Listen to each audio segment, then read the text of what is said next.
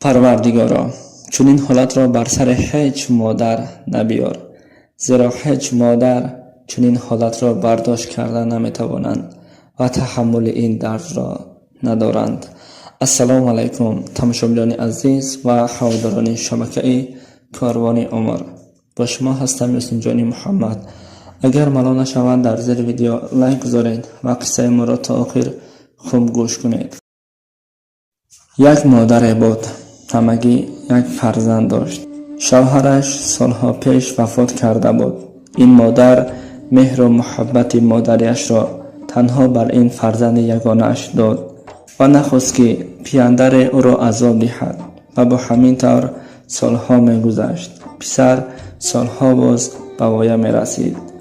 وقتی به وایه رسید، کلان که شد، دید زندگی به نهایت دشوار است و برای پیش بردن زندگی تصمیم گرفت به فدراسیون روسیه رفته کار کند و عائله برپا کند.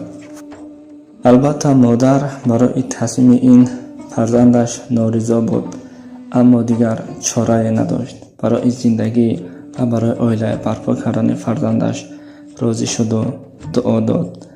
پسر به سفر برآمد و همینطور سالها در فدراسیون روسیه کار کرد و هر بار با مادرش صحبت میکرد. میگفت مادر جان، خدا خواسته باشد من می آیم، توی میکنم و البته شما از دست کلینتان چای می نوشید و استراحت میکنید. مادر سخنان فرزندش را میشنید. میگفت پروردگار فرزندم را به آرزویش برسان و دعای خیر بر فرزندش میداد. همینطور از بین یک سال گذشت و پسر به مادر زنگ زد. گفت مادر جان خوش خبر، هدیه. مادر حیران شد. گفت چیزی هست پسرم، چی شد؟ پسر گفت خدا خواهد 3 روز پس من به وطن بر میگردم، به کنار تو می آیم و تو را سخت به آغوش می گیرم. مادر از شنیدن این سخنها از شادی اشک ریخت. البته اشک مادر اشک شادی بود.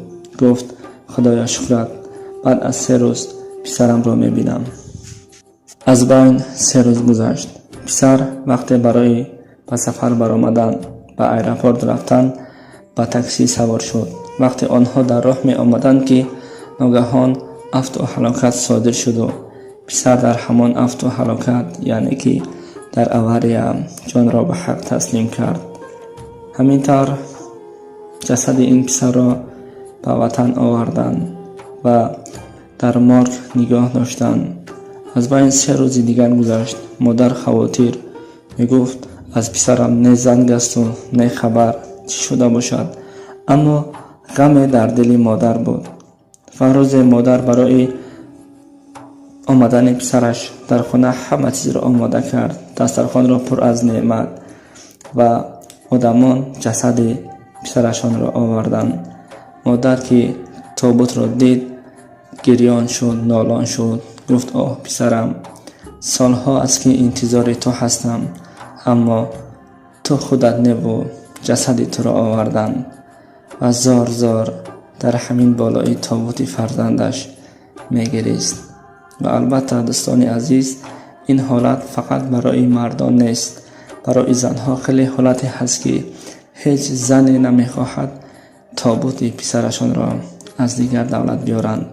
برای همین شخصانی که در خارجه هستند، شخصانی که در غریبی هستند، فقط به خاطر پدر و مادر، به خاطر فرزند، به خاطر عائله خود را احتیاط کنید و سخت سلامت بر وطن برگردید. خدایا را مددگار شما باشد. غریبان من.